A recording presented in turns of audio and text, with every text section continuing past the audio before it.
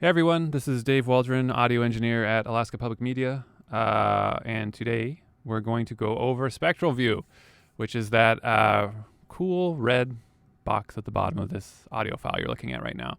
A lot of people, they don't know what this stuff means down here. They don't want to know what it means, but after a while you're going to really want to understand what it means and how it can help you, because it can really help you identify problem audio, it can help you fix audio, and it can even help your workflow speed up, because you're going to be able to just look at something in spectral view and know exactly what that's going to sound like and how to fix it. So usually, and it depends on what software you're using. If you're using 3.0, then there's a good chance that you can't look at both. So you either get just this, the waveform view, or if you click on like a box up here, it's like going to be a red box, then you'll just get only spectral view. But because we're working in Creative Cloud, you can look at both at once, which is like one of my favorite things about Creative Cloud. So just one more reason to upgrade to it if you haven't already. If not, you can do all the things that I'm going to do today just by clicking on what would be a pink box in spectral view in 1.5 or in Adobe 3.0. You can do it in both, and you can work in both. You can actually do editing in spectral view. Okay, so waveform view is the one up here. This is what we're used to looking at. This is amplitude. So amplitude means loudness, like the level of loudness you're hearing in an audio file. And down here is your spectral view, and that is pitch or tone. So instead of thinking about it as how loud something is, you think about the frequency of something. And the best way I can explain this is by looking at music. So I'm going to click on this musical file here. So let me make this as big as possible. And you'll see in this view, there's this cool little pattern, and it's this little like line that goes down and it goes up, and then it goes down and it goes away, and then it comes back and it goes up, down, down, up. You get the picture. So if you listen to that, you're going to actually see what spectral view looks like in relation to sounds that you're hearing. So let's go ahead and listen.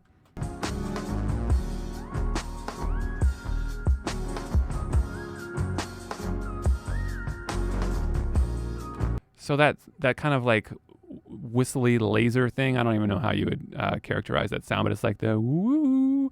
That is that sound that you are actually seeing here go up and down and down and up. All this other color is like the bass and the drums and everything else that's rattling along. But that very specific sound that's going up and down and playing notes is what you're seeing here, this little line. Let's listen one more time, now that you know what you're hearing. Oh, sorry about that. Let's start over.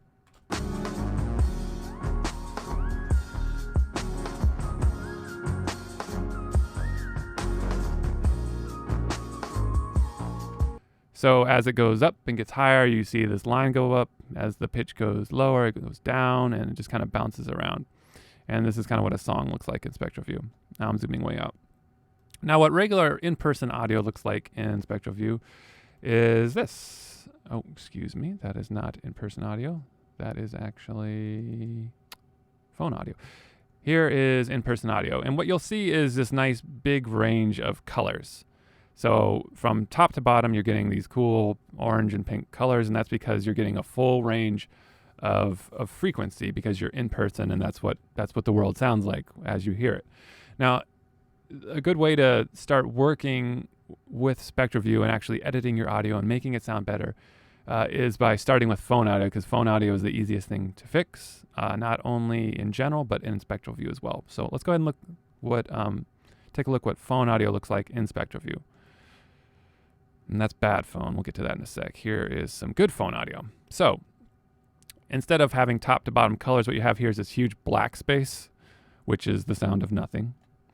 And down here is this person talking. So when phone audio is recorded and transmitted, it's being sent at a very, very low frequency.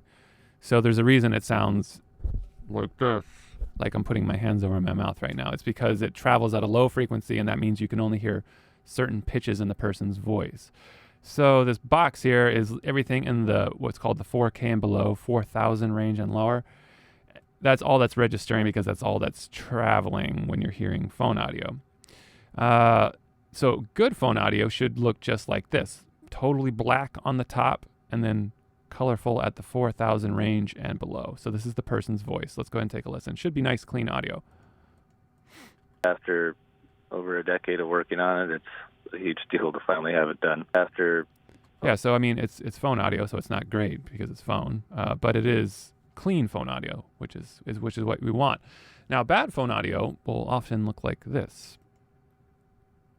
So you'll see here's the person's voice isolated down here, just like it was before, 4,000 range, the 4K, but everything beneath, that's the person's voice.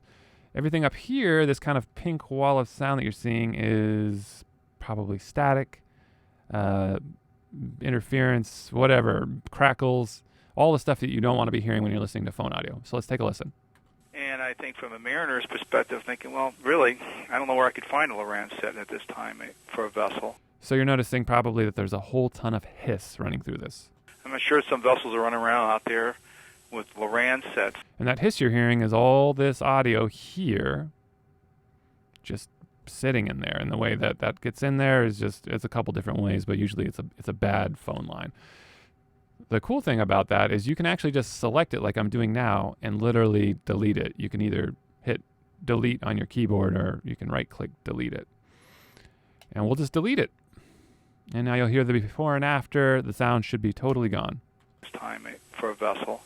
I'm sure some vessels are running around out there with Lowrance sets, just like there's some cars out there probably still running around with 8-track players in them or something.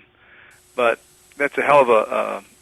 So we were able to get rid of it just by clicking on that extra audio. Thankfully, this hiss that you're hearing is really prominent, is not really registering down in his voice range. You won't always get that lucky, but sometimes you do. It's really not that uncommon to get this lucky and extract that much bad audio. So I just did a little chunk of it so you could hear the before and after, but obviously you would want to take the whole thing and then just hit delete on your keyboard. And let's listen. There with Lowrance sets. So nice and clean across the board. Let's listen to one more piece of audio. This one is even worse. You could just tell by looking at it, like all this extra stuff here. So the brighter the color is, the more offensive the sound that you don't want there in there is going to be. So let's listen. We know that the senator is working for the oil companies and the... So that's got a whole wall of digital interference or distortion, however you want to classify that. We can do the same thing we did before. We're going to take all this and we're going to delete it and give you a before and after, just like last time.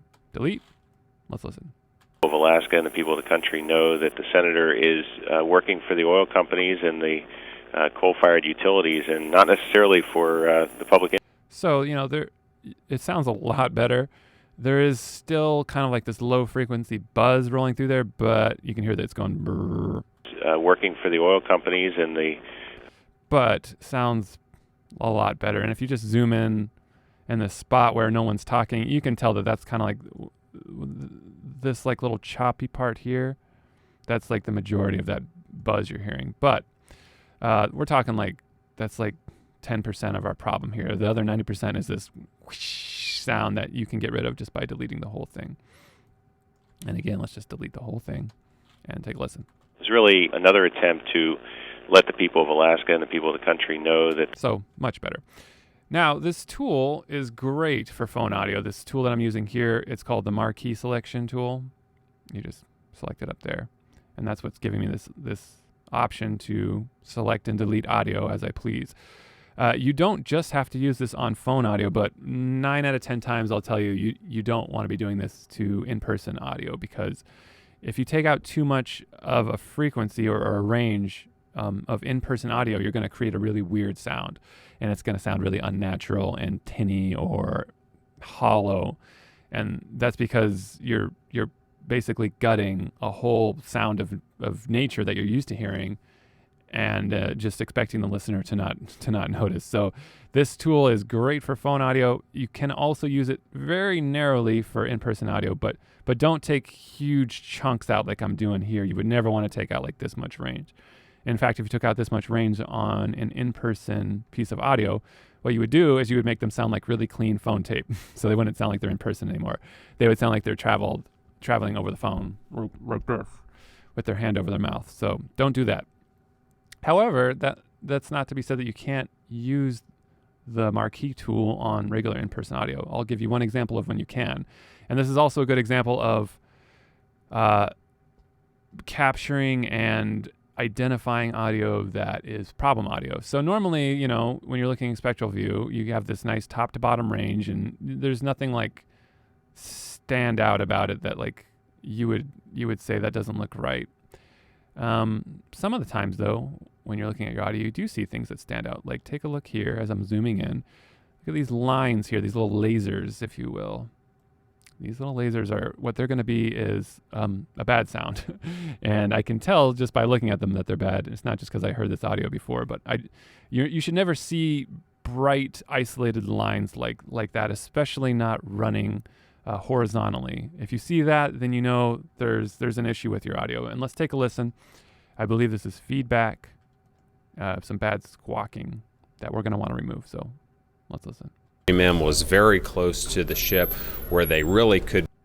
So what you have there is this audio that squeaks, and it has this kind of like, I think it's feedback coming through the microphone itself, or it might even be coming through some kind of speaker in the background. Man was very close to the ship where they really could. Anyway, it's kind of offensive audio, I would say, and you know, it's sometimes you wouldn't be able to isolate it and remove it, but because it's so thin, you can actually take that out. So same tool, we have the marquee selection tool up here. I'm just gonna literally, and you can pull this up if you want to get a better view of everything and zoom in a little bit, make those lines a little thicker. I'm just gonna delete them. Delete, select, delete, select, delete, and select, delete. So, should be gone now. Let's see. Totally shut it off if a Marine Man was very close to the ship where they really could be impacted. So totally gone. This is what it was before. Shut it off if a Marine Man was very close to the ship where they really. And after. Man was very close to the ship where they really could be. Now, like I said, you're not always going to get that lucky. And actually, you can see, hey, look at that. It happens again in this audio. It happens right here, too. Let's listen. Anytime there's a marine mammal within. So again, you've got these very thin lines. I'm just going to delete them. Delete it. And this one, too, just for good measure. There's also a couple tiny ones here. I don't think we'll be able to really hear those very well, so I'm just going to leave them alone. Almost anytime there's a marine mammal within safety zone. So totally gone. Yeah, you won't always get that lucky with weird frequencies or weird pitches or feedbacks that get stuck in your audio, but sometimes you will. That's why it's always good to have Spectral View open, especially if you're working in Creative Cloud. There's no reason you wouldn't want both up at once, because you'll see things like that. You'll just say, oh, what is that sound I'm hearing? That sounds terrible. And then you'll just be able to just look at it and know that it's a bad sound. So that is the best way to use your spectral view, is to grab the marquee selection and trim things out, especially with bad phone audio, because we know where good phone audio lives, and that's down here in the 4,000 range. And we know where bad phone audio lives, which is everything above 4,000. So I would say even with clean phone audio, don't be afraid to just take this whole selection above 4,000 and hit delete. Even if there's only a little bit of coloring up in there, you're always going to make your phone audio sound better by doing that. And you're never going to make it sound worse. So that's the best thing about it is, you're not going to hurt this person's voice or make them sound any more distant, because you know exactly where their voice is going to live in the realm of frequencies. So that is Spectral View. We'll go over some more of that for the next video, which I'll be talking about EQing, and we'll be referencing Spectral View a lot in that one as well.